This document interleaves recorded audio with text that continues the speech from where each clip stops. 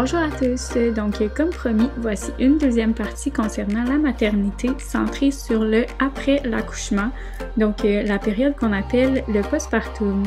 Donc, quelque chose de spécial à propos du postpartum qui rend ça différent des autres milieux de travail, en fait, c'est souvent expliqué par un commentaire des parents qu'on entend beaucoup, qui est comme quoi les conseils donnés, dans le fond, varient d'une infirmière à l'autre. Mais en fait, ce qu'on ne sait pas, c'est que c'est ça le postpartum. Tout le monde peut apporter une touche personnelle à son enseignement, puis il n'y a pas nécessairement juste une bonne façon de faire. C'est sûr que de surveiller l'état de santé de maman et du bébé, c'est selon un protocole qu'on le fait qui est similaire pour tout le monde. Puis l'enseignement qu'on fait aux parents, c'est encadré selon des lignes directrices. Puis ça contient des informations vraiment précises. Mais une grande partie de notre rôle aussi au postpartum, c'est d'apprendre aux nouveaux parents leur rôle et de les soutenir dans leur développement vers leur autonomie pour que tout se passe bien au niveau de leur retour à la maison. L'accompagnement des parents, ça veut vraiment être propre à chacun. Pour les conseils généraux, je pense qu'on peut résumer notre rôle au fait qu'on apprend aux nouveaux parents à vivre avec un enfant. Puis ça, tout le monde a une façon différente de faire les choses. Donc, c'est sûr que les informations vont différer d'un infirmière, un infirmier à l'autre. Au final, c'est vraiment un milieu qui n'est pas un département commun avec un seul chemin, une façon de faire les choses, mais vraiment quelque chose dans lequel chacun peut apporter sa touche personnelle. Donc, c'est normal que les conseils aux nouveaux parents vont changer d'une personne à l'autre. Puis en fait, je pense que c'est ça qui fait la beauté de cette partie-là de la maternité. Sur ce, je vous en dis pas plus. Je vous laisse avec la deuxième partie du podcast sur la maternité pour en apprendre plus et découvrir le postpartum. Bonne écoute!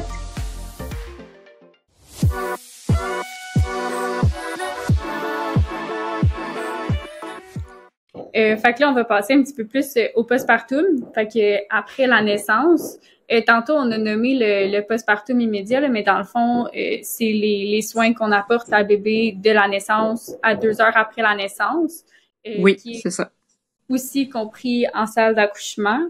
En salle d'accouchement, c'est après la naissance, là, mais on le fait physiquement dans la salle d'accouchement. Puis après ça, dans le fond, maman transfère avec bébé du côté du postpartum. Fait que pour l'infirmière, c'est quoi les différents rôles qu'on peut occuper quand on travaille au postpartum? On accueille la patiente qui vient d'accoucher. Ce qu'on va faire, c'est qu'on va essentiellement s'assurer du bien-être de maman-bébé. Donc, au niveau de l'utérus, là, tu sais, on va vérifier les saignements de la mère tout de suite. Ça se fait de façon rapprochée au début, puis après, on va le faire de façon plus espacée si tout est beau. Donc, on surveille les risques, il y a des risques d'hémorragie après, là. Fait qu'on s'assure que l'utérus contracte bien. On surveille aussi la déchirure. On s'assure que on va l'observer souvent pendant les quarts de travail. On soulage la douleur de la patiente. Puis, bon, ça, c'est le côté de la patiente. Puis, le bébé aussi, là, on va surveiller ses signes vitaux selon la surveillance qu'on doit faire. Ça peut être une surveillance plus rapprochée ou moins. Puis, on a aussi un rôle d'accompagnement. Dans le fond, là, ils sont là juste 36 heures à peu près. Hein, fait que on essaye de leur donner le maximum d'informations. Le but visé, c'est de stabiliser, de s'assurer qu'il n'y a pas de saignement puis que bébé est stable, mais c'est aussi de préparer le congé. Fait que comme ils sont pas là longtemps, c'est vraiment de les rendre autonomes puis qu'ils se sentent à l'aise. Parce que souvent, ce qu'on veut, c'est que quand ils vont être prêts à quitter, ils se sentent à l'aise d'aller poursuivre les soins à la maison, tu sais, de continuer le retour à domicile de façon autonome. Fait que c'est vraiment l'objectif qu'il faut viser quand on est infirmière en postpartum. Oui, des soins, mais aussi répondre aux questions. Parce que les mamans, souvent, là, surtout, mettons, de l'allaitement, ils vont mettre bébé au sein puis ils disent, mon Dieu, je serai jamais capable toute seule ou je serais pas capable de faire ça, mais il faut les amener, enseigner, les assister, leur offrir notre soutien pour qu'ils deviennent autonomes puis qu'ils se sentent en confiance de partir à la maison. Fait que c'est ça, en gros. un point que tu as dit, là, dans le fond, comme quoi les patients sont souvent là juste 36 heures, tu sais, c'est une approximation, là, tu sais, des fois, Ça peut être, ouais. Oui, c'est bon, approximation, ouais, c'est ça. Okay. C'est une approximation, mais tu sais, des fois ça peut être moins, des fois ça peut être plus, mais tu sais, en général, c'est ça. Mais on a une collègue, dans le fond, qui a parti une page que je trouve vraiment intéressante à ce sujet-là. Je sais pas si tu en as entendu parler, que je me suis dit que j'allais glisser à l'intérieur du podcast parce que, tu sais, probablement que tu as eu ce sentiment-là aussi déjà comme infirmière. Quand on est environ 36 heures avec une patiente, tu sais, des fois, on veut apporter le plus de connaissances possible, surtout quand c'est des allaitements, on veut offrir beaucoup de soutien, mais 36 heures, c'est vraiment pas beaucoup quand on y pense, cool. tout ce qu'ils ont à apprendre. Puis on a une collègue qui a commencé une page Instagram sur les enseignements. Demain parents. Exactement. C'est vraiment tout ce qui peut intéresser les parents, c'est vraiment avant, c'est du début de la grossesse, la préparation avant l'accouchement, qu'est-ce qu'on peut vivre aussi en salle d'accouchement, le postpartum. Fait que c'est des ressources. Fait qu'elle donne de l'information, puis elle fournit aussi différentes ressources pour pouvoir s'informer sur ces différents sujets-là. Qu'est-ce qui peut... c'est souvent des capsules, des questions qu'on peut se poser comme mère, ou même des fois elle fait référence au père, donc à toute la famille. Fait que c'est ça, c'est vraiment des sujets d'intérêt là, pour tout du début de la grossesse jusqu'à après. C'est vraiment des séries de capsules courtes et concises, mais surtout gratuites, parce que, tu sais, des fois, on peut avoir des services, mais ouais. Quoi que ce soit, mais tu sais, elle, c'est 100% gratuit, là, fait que c'est la page Instagram. Je vais mettre la page en lien du podcast pour ceux que ça pourrait intéresser de vérifier. Mais c'est ça. Fait que je pense que c'est un outil qu'elle est arrivée à développer qui peut encadrer les infirmières, tu sais, quand on se sent impuissante face au fait que on aimerait donner plus d'informations, mais quand on n'en a pas, ben, tu sais, de savoir qu'il y a des ressources à l'extérieur aussi, c'est toujours bien pour l'encadrement. Ouais, c'est ça, c'est beaucoup d'enseignement. Le rôle de l'infirmière en postpartum. C'est de l'accompagnement, oui, sur les lieux, mais donner les ressources pour rendre les parents autonomes. On remet souvent une grille, c'est ça, la grille d'enseignement qu'on remet aux parents, soit quand elles arrivent à la salle d'accouchement, c'est une grille avec différents sujets pour les soins à la mère ou pour les soins à bébé. C'est une grille avec on peut cocher si on a besoin d'enseignement, oui, ou si on pense qu'on a toute l'information nécessaire, on coche non. Puis cette grille-là, elle est consignée dans le dossier de la patiente, puis ça fait qu'on peut offrir un enseignement personnalisé. On a aussi, pour chaque sujet, des références dans nous autres, au Québec, on a le Mieux Vivre, là, une grosse brique d'informations. Fait que c'est référé à des pages du Mieux Vivre pour pouvoir avoir l'information écrite. Puis on a aussi, depuis quelque temps, des petits vidéos. Donc, les parents peuvent, il y a un code QR sur la grille d'enseignement, ils peuvent scanner ce code-là avec leur téléphone puis aller visualiser des petites vidéos. Donc, pour les parents qui aiment moins lire ou même encore, on peut avoir une clientèle qui sait pas lire ou qui lit moins bien. Donc, ils peuvent aller, c'est une autre méthode d'enseignement pour aller chercher des informations sur différents sujets. On en a un sur le bain, on en a un sur le soin du cordon, ou encore comment on en a un sur l'allaitement. Fait que ça donne une information aux parents.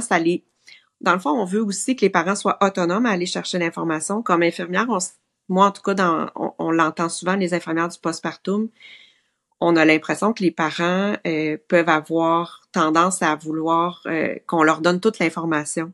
Souvent, sur la grille d'enseignement, ils vont cocher oui partout pour qu'on leur donne toute l'information.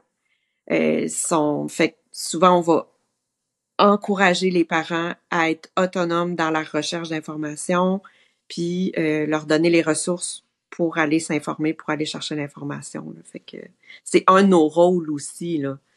T'sais, on veut pas leur donner tout cuit. Puis de toute façon, encore là, si on revient aux 36 heures, ça fait beaucoup trop d'informations en même temps à leur donner, là. Fait qu'on leur en donne un peu, mais on leur dit, sache que tu peux aller chercher l'information ailleurs pour continuer à t'éduquer, à t'informer. C'est pas fini, là. Quand tu sors de l'hôpital, il y a quand même aussi une continuité de soins. Puis ça, il faut leur dire, tu sais, qu'il va y avoir une visite du CLSC qui va poursuivre nos soins. Ça peut aider les parents, des fois, qui se sentent un peu démunis. Moi, je vais quitter l'hôpital, puis j'aurais plus l'aide des infirmières autour de moi. Il y a une continuité de soins. Puis si tu as des besoins, on va y répondre à ce moment-là, à ton domicile. Fais-toi-en pas. T'sais. Fait que faut rassurer les parents là-dessus. Puis je pense qu'un point que tu n'as pas abordé qui peut aider à comprendre, c'est que quand on est en salle d'accouchement au risque ou ben dans le fond en antépartum, souvent ça va être du 1 pour 1, tu sais, dépendant des cas et quoi que ce soit, Oui, on c'est peut vrai. aller à un petit peu plus, mais tu sais, souvent c'est vraiment une infirmière pour une femme en travail, surtout quand c'est proche de l'accouchement et tout.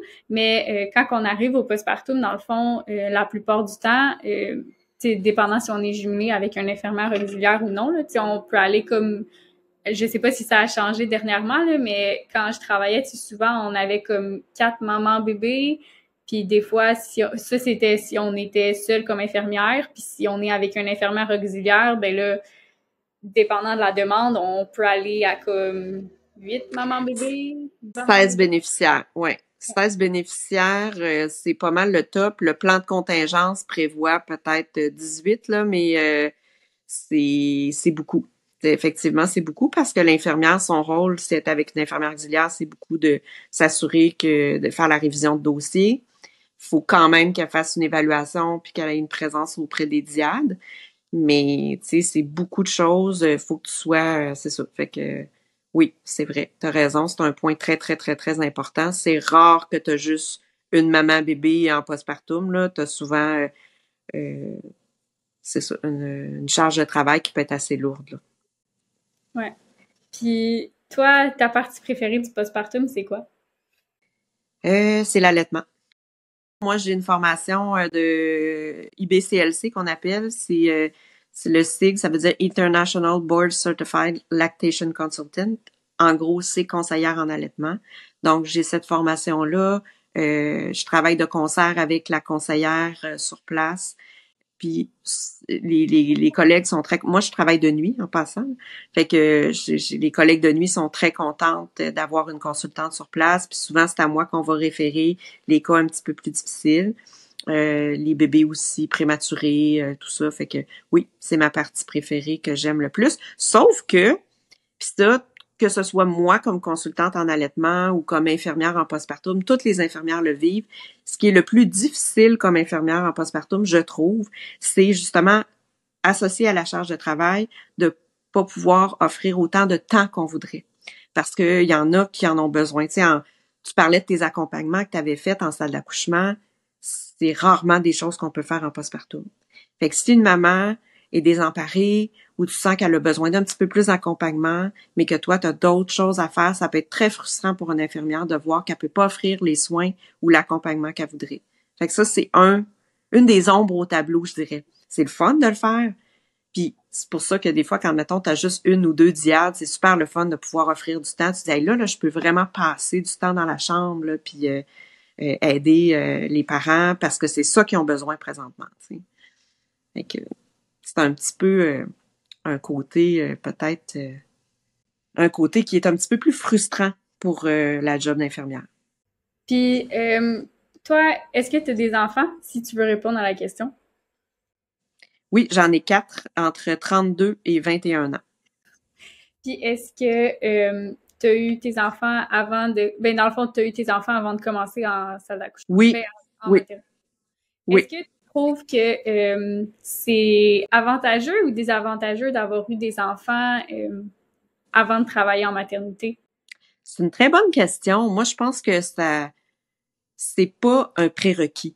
C'est ça que je pourrais te dire, là. C'est, tu sais, il y en a qui, je travaille avec d'excellentes jeunes infirmières qui viennent de sortir de l'université, qui sont super dynamiques. Non, c'est pas un prérequis. Ça ajoute à ton expérience, mais moi, je me sens pas plus compétente parce que j'ai eu des enfants. Il y a peut-être certaines parties de leur vie où je peux vraiment empathiser, mais tu sais, c'est ça, fait que faut pas penser là, que parce qu'on a eu des enfants, on a une longueur d'avance.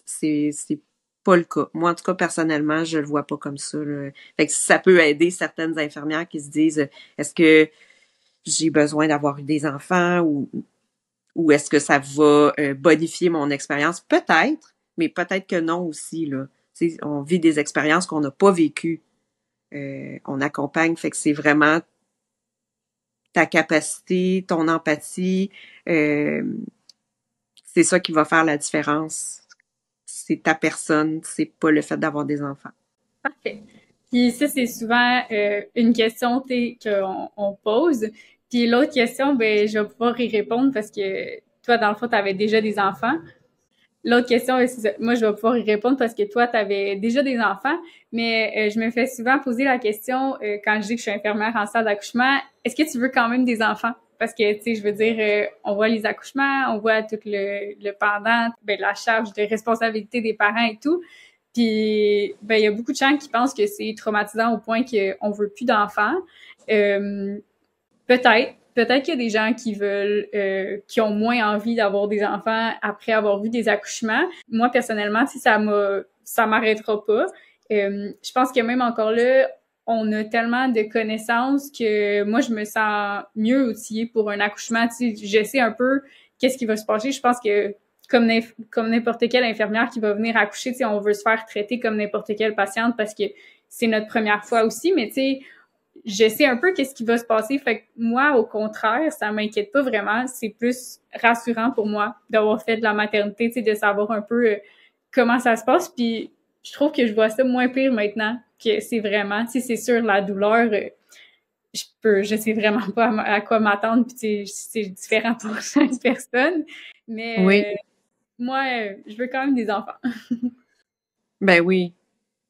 Fait Puis une chose à dire aussi, c'est qu'on accompagne souvent nos collègues qui sont, tu sais, tu l'as dit aussi, on veut être accompagné.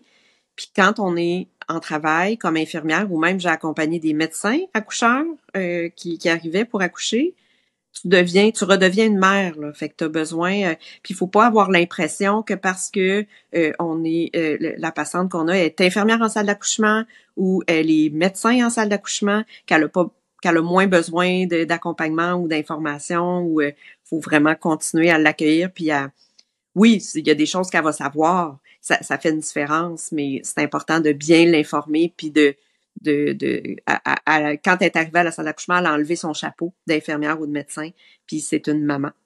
Fait que c'est ça. Ça fait c'est bon de se le rappeler parce que des fois on peut avoir l'impression ah ça c'est quoi? Mais non.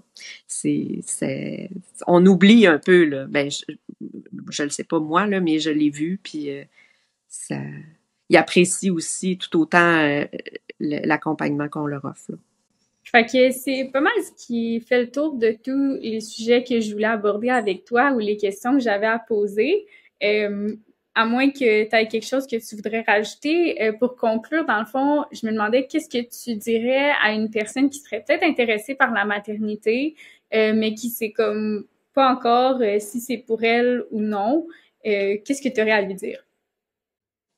Ben moi, je pense que c'est pas très original, mais je pense qu'il faut qu'elle essaye si elle sent qu'elle a une petite voix qui lui dit d'aller essayer. Euh, je pense que peut-être aussi avec le podcast, ça va lui donner une bonne idée là, de c'est quoi le travail en salle d'accouchement. Mais faut vraiment peut-être aller faire une journée d'observation, puis c'est ça, d'essayer d'aller voir si vraiment notre place est là. Il faut faire attention. Il y en a aussi des infirmières qui pensent que ça va être relax ou qui pensent que ça va être... il y en avait des fois qui disaient oh, je vais aller bercer des bébés, mais tu viens pas bercer des bébés à la salle d'accouchement ou à maternité. C'est vraiment des soins que tu vas offrir. Puis ça demande beaucoup de connaissances. Puis mais faut venir voir. Je pense qu'il faut venir voir si notre place est là. Si on a déjà une petite voix, c'est déjà un plus, là. Ouais. Puis si je peux rajouter aussi, tu sais, je me rappelle la première fois que j'ai vu un accouchement, c'est vraiment impressionnant. Puis, Ouais. tu sais, si quelqu'un veut faire de l'observation puis fige durant un premier accouchement, je pense que c'est une réaction, c'est ça, je pense que c'est une réaction totalement normale parce que c'est quelque chose qu'on voit pas habituellement puis c'est très impressionnant. Mais, tu sais, une fois qu'on se fait orienter, qu'on a les connaissances, c'est vraiment progressif, le chemin le développement de l'infirmière en salle d'accouchement. Fait que, tu sais, t'es pas lancé à faire tout de A à Z dès le premier accouchement, là. T'es toujours accompagné, puis, tu sais, plus t'en fais, plus t'en vois, plus tu vas être capable d'en faire avec la patiente, puis plus ça va se normaliser, si on veut, puis pour toi, ça va devenir un petit peu plus un travail qu'un événement vraiment impressionnant. Fait que, tu sais, de pas s'arrêter à ça, là, si je peux ajouter. Ben oui, puis faut pas oublier non plus que c'est un travail d'équipe. C'est vraiment important aussi de se dire ça. On n'est pas tout seul, on parle de notre 1 à 1 avec les patientes, mais au poste, on est avec d'autres collègues, puis c'est important aussi de se dire qu'on se tient ensemble, qu'on peut avoir du soutien avec nos collègues. Fait que c'est ça. Ben merci beaucoup, Catherine, pour ton partage. C'était super intéressant. Ben merci à toi. J'espère qu'on va se revoir, peut-être en maternité. Oui, peut-être. Peut-être à la fin de mon voyage, je vais refaire un petit saut en maternité au Québec, voir. T'as l'air à avoir encore la flamme, je trouve. Tu sais, je pense que quand je suis partie du Québec, pour parler un peu de moi, là, je me disais, tu sais, c'est-tu vraiment pour moi les soins infirmiers, mais je pense que, tu sais, comme dans les conditions de travail qu'on vit, on a vraiment une grosse charge de travail puis des horaires chargés, puis j'étais comme un petit peu surpassée par mon anxiété, mon stress et tout, puis je me disais, crime, je trouve ça vraiment difficile. Mais, tu sais, je me suis éloignée de ça, j'ai vraiment voyagé. Tu sais, c'est sûr, je le vois que j'ai encore de l'intérêt parce qu'à chaque fois que quelqu'un me dit qu'ils sont infirmières, tu sais, dans un autre pays, je suis comme super intéressée à en apprendre plus comment ça fonctionne dans d'autres pays, puis tu sais, ça me passionne vraiment. Mais tu sais, là, ça fait 11 mois que je suis à l'extérieur du Québec, puis genre, ça me manque vraiment, de faire des accouchements. J'ai vraiment envie d'en refaire, puis j'espère vraiment que je vais en refaire, en fait. Puis si c'est pas au Québec, ben peut-être dans un futur, dans un autre pays, comme en Malaisie. Ben oui, il y en a partout, hein. Il y en a partout des mamans qui accouchent, fait que... Ouais. Ben merci beaucoup, Catherine. Ça me fait plaisir.